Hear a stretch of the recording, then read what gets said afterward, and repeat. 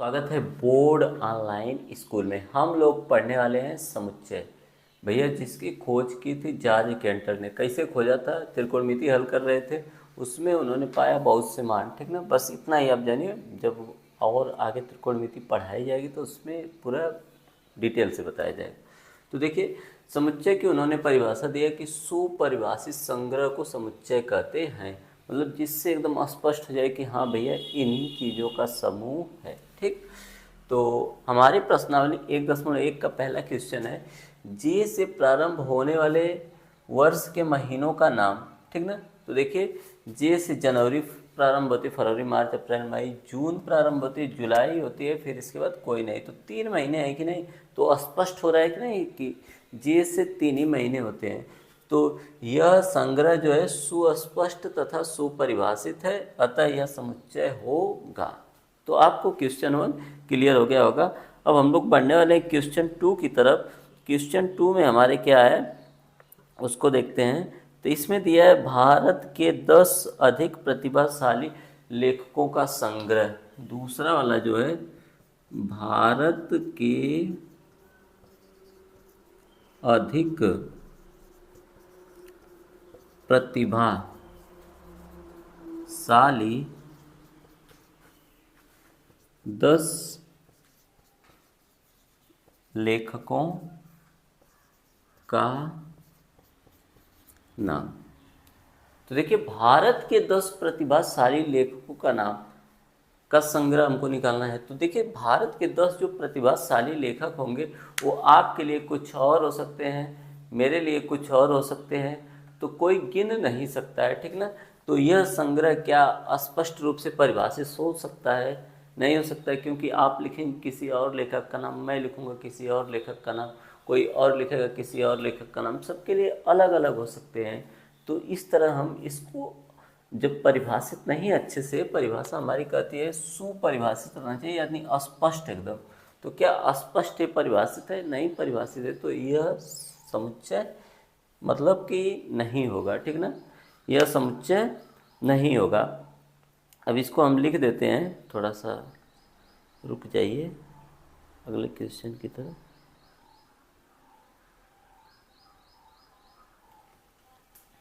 तीसरे पे आ जाते हैं। इसके बाद लिख देंगे यह संग्रह सुस्पष्ट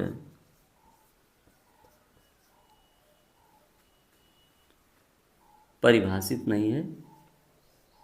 एक सेकेंड, परिभाषित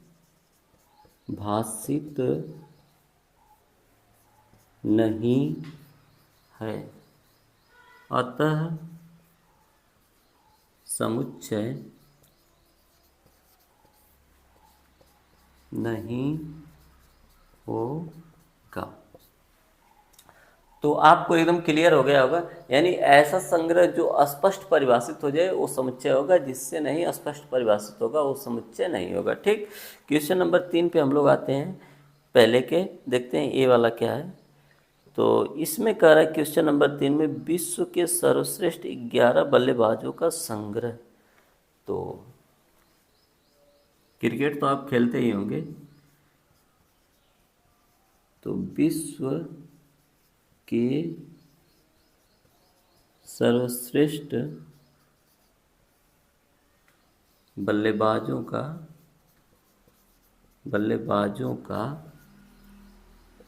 संग्रह, ये हमसे पूछ रहा है। तो इसका हम लोग आंसर दे देते हैं। तो बताइए आपके लिए सबसे बढ़िया बल्लेबाज 11 कौन होंगे? अलग होंगे, सबके लिए अलग अलग होंगे। इसका सबसे अच्छा उदाहरण ड्रीम 11 जो खेलते होंगे उनको अच्छे से पता होगा। ठीक ना, कि कहाँ पे कितने अच्छा बल्लेबाज है। किसी का कोई और अच्छा होगा, किसी का कोई और अच्छा होगा।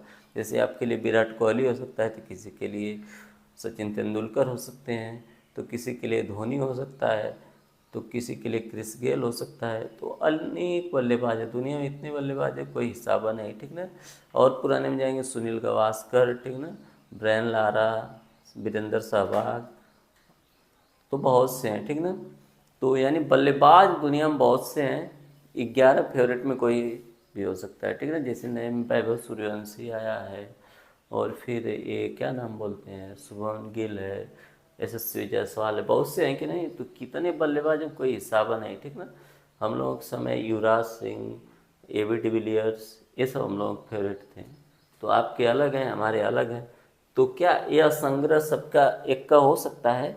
नहीं हो सकता है। तो यानी परिभाषित नहीं है। तो परिभाषित नहीं है तो समुच्चय होगा? नहीं होगा। तो लिखेंगे यह संग्रह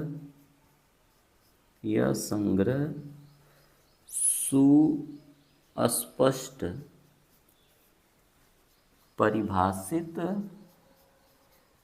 परिभाषित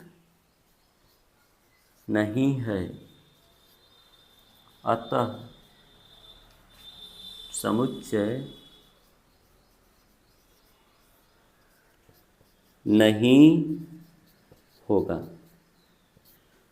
ये हमारे हो गए 3 क्वेश्चन, ठीक ना। हम आगे क्वेश्चन की तरफ बढ़ते हैं। कह रहा है आपकी कक्षा में सभी बालकों का संग्रह, ठीक ना। अब ये बताना है समुच्चय है कि नहीं। तो भैया मेरी कक्षा है, कितने छात्र हैं मुझे पता ही है, ठीक ना। जैसे आप अगर मान लीजिए टीचर हैं किसी क्लास के, ठीक ना, तो आपके क्लास में कितने बच्चे हैं आपको नहीं पता होगा? पता होगा कि नहीं? तो गिन सकते हैं ना। जैसे हम कहें कि हे फलाने उठा कि ना, कितना लड़का हुआ क्लास में, तो गिन लेंगे कि नहीं? यदि गिन लेंगे तो समुच्चय है, नहीं गिन पाते हैं तो समुच्चय नहीं है। यानी जिनकी संख्या हम जिसको निर्धारित कर सकें कि हाँ इतना फिक्स है, बताइए समझ में। जैसे कक्षा 11th में आप पढ़ते हैं तो लड़कों की कोई संख्या तो होगी ना, तो बस वही। तो ये कैसा है, लिखेंगे कि हमारी कक्षा में बालकों की संख्या क्या है, निश्चित है, अतः यह सुपरिभाषित संग्रह है, इसलिए समुच्चय होगा, ठीक ना।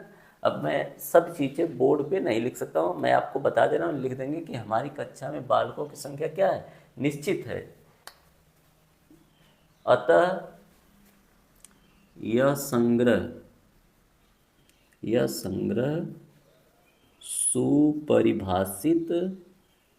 परिभाषित है। तो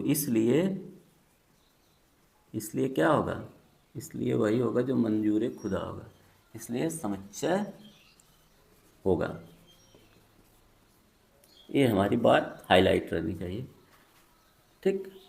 हमारा आंसर हो गया है। अगले की तरफ हम लोग बढ़ रहे हैं। अगला हमसे है, कह रहा है 100 से कम सभी प्राकृतिक संख्याओं का संग्रह। 100 से कम, तो 100 से कम क्या हो सकता है, 1, 2, 3, 4, डॉट डॉट डॉट 99। तो बताइए इतना ही है ना, इतना ही है ना। महिला ब्रैकेट में दर्शाते हैं हमेशा समुच्चय को, ठीक है, इसलिए महिला ब्रैकेट लगा है। तो यह संग्रह सुपरिभाषित है। यह संग्रह क्या है, सुपरिभाषित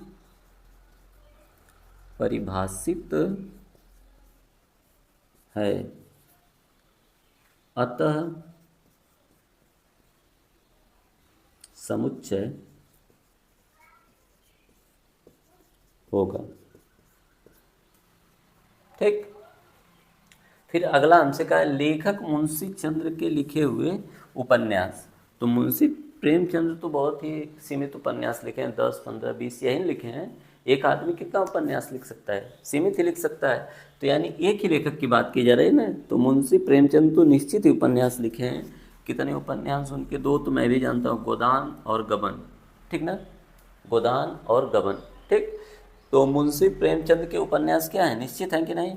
तो अगर निश्चित हैं, हम गिन सकते हैं या जान सकते हैं कि कितनी संख्या है, तो जाहिर सी बात है, या पहचान सकते हैं, तो जाहिर सी बात है एक ऐसा संग्रह है, सुपरिभाषित है, इसलिए क्या होगा, समुच्चय होगा। लिखेंगे मुंशी प्रेमचंद्र द्वारा लिखे गए उपन्यासों की संख्या निश्चित है, इसलिए यह संग्रह सुपरिभाषित है, इसलिए समुच्चय होगा।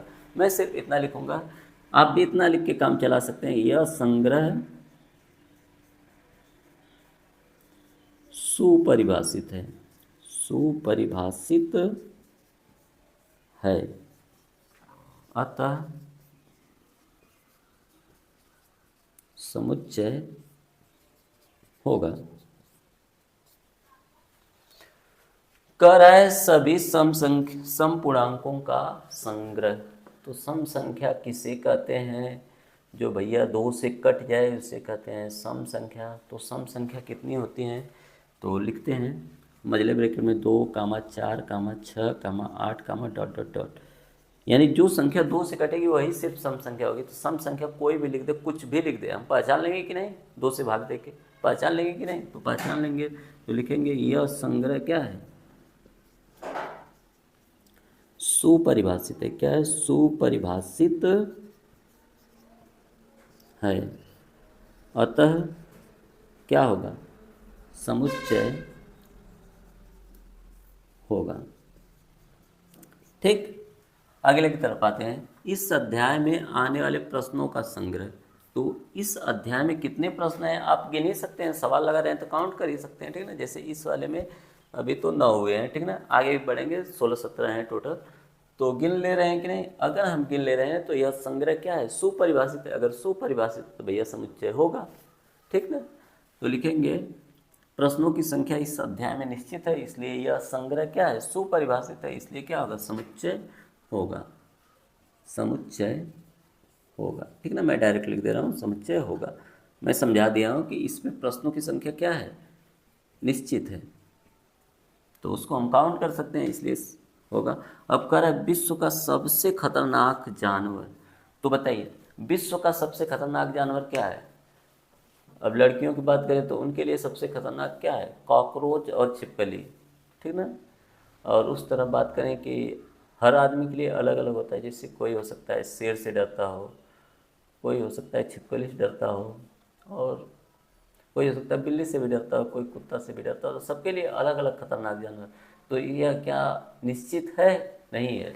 एक ही जानवर नहीं निश्चित है कि यही सबसे खतरनाक है, हर जानवर खतरनाक है। तो यदि हर जानवर खतरनाक है तो फिर ये सुपरिभाषित संग्रह नहीं है, इसमें निश्चित नहीं हो सकता है क्या हो सकता है। तो इसलिए यह क्या है, समुच्चय नहीं होगा। लिखेंगे सभी विश्व के सभी जानवर क्या होते हैं, सभी के लिए एक दूसरे के लिए खतरनाक होते हैं, ठीक ना। कोई एक जानवर तो निश्चित खतरनाक होता नहीं है, इसलिए यह संग्रह क्या है, यह संग्रह सुपरिभाषित परिभाषित नहीं है, अतः समुच्चय नहीं होगा। तो इतना करने के बाद हम लोग अब अगले टॉपिक को कल शुरू करेंगे। यदि आपको वीडियो पसंद आई हो तो चैनल को लाइक, सब्सक्राइब और शेयर करिए। मिलते हैं अगले वीडियो में, तब तक के लिए जय हिंद, जय भारत।